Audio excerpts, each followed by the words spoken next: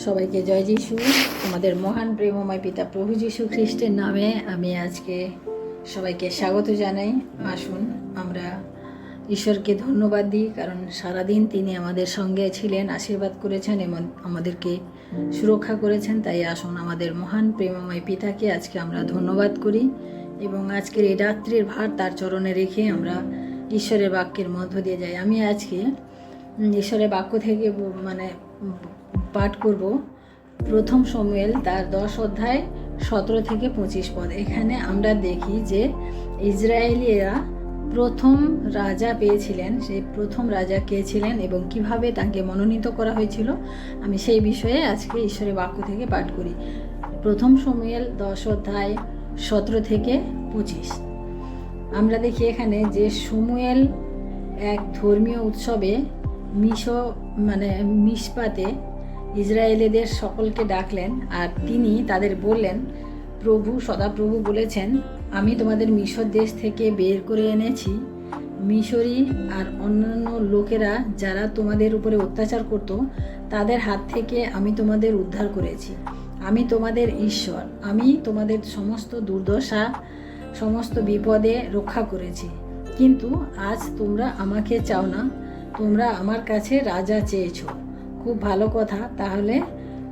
তাহলে তোমরা প্রভু ঈশ্বরের সামনে বংশ ও গোষ্ঠী হিসেবে সমবেত হও। অর্থাৎ আমরা এখানে দেখি যে ইসরায়েলিরা যখন মিশর থেকে তাদেরকে স্বাধীন করে যখন ইসরায়েল কনান দেশে নিয়ে আসা হলো, তখন তারা কি করলো যে তারা শমূয়েলের কাছে বলল যে তারা একজন রাজা চায়, তাদের জীবনে একজন রাজার দরকার। তাই ঈশ্বর তাদেরকে বললেন যে যেখানে আমি তাদেরকে এত দুর্দশা থেকে, তাদের বিপদ থেকে রক্ষা করে এতদূর নিয়ে এসেছি, তারপরেও তারা রাজা যখন চাইছে, ঠিক আছে ওদের জন্য রাজা দেওয়া হবে। কিন্তু তিনি শমূয়েল ভাবাদীকে বললেন যে তুমি তাদের বংশ ও গোষ্ঠী হিসেবে সবাইকে সমবেত হতে বলো। তখন শমূয়েল প্রত্যেকটি গোষ্ঠীকে এগিয়ে আসতে বললেন এবং ঈশ্বর তাদের মধ্যে থেকে বিন্যামীন গোষ্ঠীকে মনোনীত করলেন। অর্থাৎ এবার এই বিন্যামীন গোষ্ঠী প্রত্যেকটি পরিবারকে আসতে বলা হলো এবং তাদের মধ্যে অর্থাৎ বিন্যামীন গোষ্ঠী হচ্ছে মাতৃগোষ্ঠী, অর্থাৎ মাতৃ পরিবার, তাই তাদেরকে বেছে নেওয়া হলো। এইবার ঈশ্বর এই পরিবার থেকে বেছে নেওয়া হলো কিসের পুত্র শাউলকে। তারা শাউলকে মনোনীত শমূয়েল ভাবাদী তিনি শাউলকেই মনোনীত করলেন, কারণ ঈশ্বর শাউলকেই মনোনীত করতে বলেছিলেন, তাই তিনি মনোনীত করলেন। কিন্তু তখন সেই মুহূর্তে শাউলকে খুঁজে পাওয়া যাচ্ছিল না, কিন্তু কোথাও তাকে পাওয়া গেল না। তখন তারা আবার প্রভুকে জিজ্ঞাসা করলো, কি আর কি কেউ বাকি আছে? প্রভু বললেন যে না, ওই যে শাউল যে জিনিসপত্র যেখানে রাখা ছিল তার পেছনে লুকিয়েছিল। তারা ছুটে গিয়ে শাউলকে ধরে নিয়ে এলো। সেখানে যতক্ষণ তিনি তাদের সবার চেয়ে যতজন ছিলেন তাদের সবার চেয়ে শাউল কি ছিলেন, আরও 1 ফুট বেশি লম্বা ছিলেন। অর্থাৎ শমূয়েল লোকদের বললেন, এই ব্যক্তি সদাপ্রভুর মনোনীত করেছেন, এখানে আর কেউ এর মতো নেই। তখন লোকেরা একসঙ্গে প্রত্যেকে চিৎকার করে উঠল, রাজা দীর্ঘজীবী হোক। অর্থাৎ রাজাকে শাউল হিসাবে তারা রাজাকে মেনে নিল এবং শমূয়েল সবাইকে তখন রাজার অধিকার, কর্তব্য এবং কাজ কি তা সমস্ত কিছু ব্যাখ্যা করে দিলেন এবং সেগুলি পরে একটি পুস্তকে লিখিত হলো এবং সেই পুস্তকটি পবিত্র স্থানে রাখা হলো।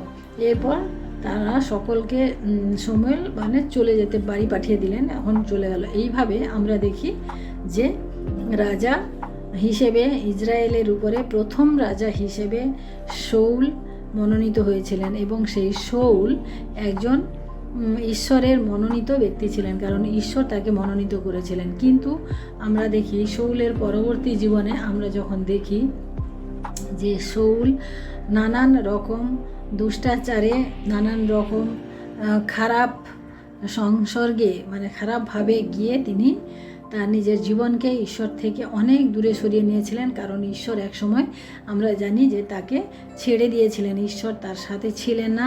এবং তার পরবর্তী আমরা দেখি শাউলকে রাজপদ থেকে নামিয়ে কী করেছিলেন, ঈশ্বর দাউদকে রাজা করেছিলেন।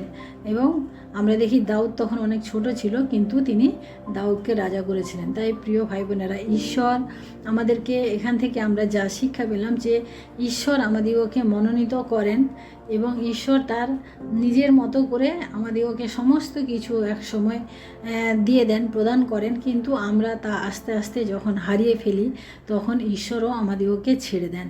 তাই প্রিয় ভাই বোনেরা, আজকে আমরা এই বিষয় থেকে দেখব যে শাউল যাকে রাজা হিসেবে একটা পুরো সমগ্র ইসরায়েল জাতির উপরে রাজা হিসেবে যেখানে ঈশ্বর মনোনীত করেছিলেন, সেই শাউল একদিন তার নিজের জীবনের কাজের জন্য, নিজের জীবনের আচার ব্যবহারের জন্য, অহংকারের জন্য, সমস্ত কিছুর জন্য তার পতন হয়েছিল। তাই আমরাও দেখি যে আমাদের জীবনে ঈশ্বর যা আমাদিগকে দিয়েছেন, সেই ঈশ্বরের সে গচ্ছিত ধন, যে তালন্ত, তা আমরা যেন যত্ন করে রাখি, কারণ ঈশ্বর যা দেন তার হিসাব তিনি নেন। তাই আসুন আমরা আজকে ঈশ্বরকে ধন্যবাদ দিই তার এই সুন্দর বাক্যের জন্য। আমরা ঈশ্বরকে ধন্যবাদ করি এবং আমরা প্রার্থনা যাই রাত্রিতে আমরা ঈশ্বরকে ধন্যবাদ দিই। Hallelujah, hallelujah, hallelujah. মহান প্রেমময় পিতা, তোমার মহানামে ধন্যবাদ প্রশংসা করি প্রভু। আজকের এই দিনে প্রভু গো, তুমি আমাদিগকে সুন্দরভাবে রেখেছো প্রভু, এবং আমাদের প্রত্যেক প্রয়োজন তুমি মিটিয়েছ, আমাদের সমস্ত সুরক্ষা তুমি দিয়েছো প্রভু। বিশেষ করে প্রভু এই সময়, এই রাত্রিতে প্রভু, আমি তোমার চরণে আমি নিজেকে সমর্পণ করি এবং আমার প্রত্যেক প্রিয় খ্রিস্টীয় ভাই বোনকে আমি তোমার চরণে সমর্পণ করি। প্রত্যেকের জীবনে তুমি কাজ করো, প্রত্যেকের জীবনে প্রভু তোমার দেওয়া সেই তালন্ত যাতে কাজে লাগে প্রভু, তুমি সাহায্য করো, তারা যত কাজে লাগাতে পারে এবং প্রভু ধরে রাখতে পারে, কারণ তোমার অনুগ্রহ আমাদের জন্য যথেষ্ট। সাধু পৌল বলেছেন যে তোমার অনুগ্রহ আমাদের জন্য যথেষ্ট। সত্যি প্রভু, আমাদের জীবনে তোমার অনুগ্রহই প্রয়োজন রয়েছে। তোমার অনুগ্রহের হাত যদি আমাদের জীবন থেকে উঠে যায় প্রভু, তাহলে আমরা সেই হতাশা নিরাশার মধ্যে চলে যাব। তাই প্রভু, আমরা যতটা পারি তোমার অনুগ্রহকে ধরে রাখার চেষ্টা করব প্রভু। তুমি আমাদের সাহায্য করো, কারণ তোমার অনুগ্রহ তুমি আমাদিগকে প্রদান করেছ এবং তোমার পুত্র কন্যা হিসেবে আমাদিগকে মনোনীত করেছ। তাই তোমাকে ধন্যবাদ দিই। আজকের এই রাত্রিতে প্রভু, আমাদের প্রত্যেককে তুমি সুরক্ষা করো, আশীর্বাদ করো এবং সমস্ত রকম বিপদ থেকে তুমি রক্ষা করো। আগামী দিন তুমি আমাদিগকে দেখতে দাও, আমরা যেন আগামী দিনেও প্রভু এইভাবে তোমার আরাধনা প্রশংসার মধ্য দিয়ে এগিয়ে যাই।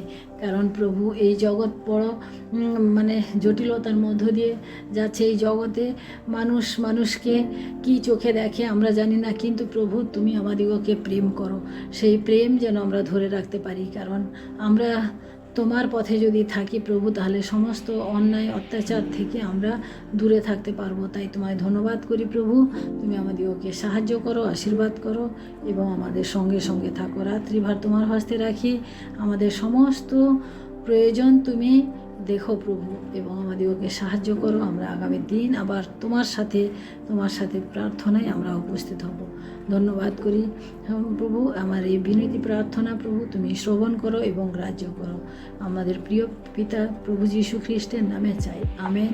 সবাইকে জয় যীশু। সবাই ভালো থাকবেন, সুস্থ থাকবেন। আমাদের প্রভু যীশু খ্রিস্টের নামে আমি সবাইকে ধন্যবাদ জানাই। আপনারা আমার চ্যানেলে থাকছেন, আমাকে সাপোর্ট করছেন, আমার সাথে প্রার্থনায় আপনারা সহভাগী হচ্ছেন, তাই প্রত্যেককে ধন্যবাদ করি। কারণ আপনারা যদি আমার সাথে না থাকেন, আমার উৎসাহ, আমার ঈশ্বরের প্রতি যে একটা বিশ্বাস, ভালোবাসা নিয়ে আমি এগিয়ে চলতে চাই, সেটাতে আপনারা আমাকে সাহায্য করছেন। তাই আপনাদের প্রত্যেককে আমি ধন্যবাদ। যারা এখনও আমার চ্যানেলটি সাবস্ক্রাইব করেননি, লাইক করেননি, শেয়ার করেননি, আপনারা আমার চ্যানেলটিতে আসুন এবং আমার সাথে প্রার্থনায় থাকুন। আমরা প্রতিনিয়ত প্রার্থনা করব। আমরা এইভাবে প্রতিনিয়ত আমরা সকালে বিকেলে ঈশ্বরের কাছে আমরা আমাদেরকে সমর্পণ করতে পারবো। আমাদের পরিবারের জন্য আমরা প্রার্থনা করব। আমরা আমাদের সমস্ত যা প্রয়োজন তাদের জন্য আমরা প্রার্থনা করব। তাই ধন্যবাদ করি প্রত্যেক ভাই বোনকে। আপনারা আমার সাথে থাকুন এবং আমাকে সাহায্য করুন। ধন্যবাদ দিই সবাইকে। রাত্রিভার আমি ঈশ্বরের কাছে রাখি। আপনারা সবাই ভালো থাকুন, সুস্থ থাকুন। জয় যীশু।